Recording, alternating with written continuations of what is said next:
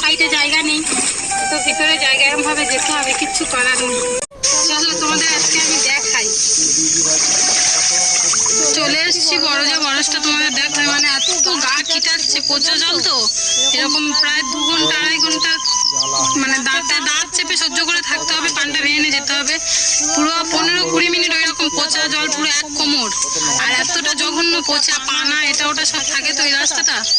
ওই জল পেরিয়ে আসতে হবে, চলে গেলে তো হবে না, ভাঙতেই হবে। বর্মশাই ভাঙতে আরম্ভ করে দিয়েছে, আমি একটু কান্না করছি, জুন পায়ে ফুটে গিয়ে রক্ত বেরোচ্ছে।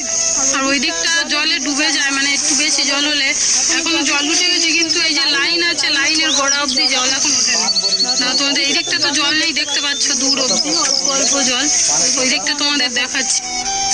আসলে আমাদের রাস্তার সাইডে জায়গা নেই তো, তাই এত দূর দূর বরজ করা, কি করব বলো, বাধ্য করতে হবে, কিচ্ছু করার নেই। আর এই যে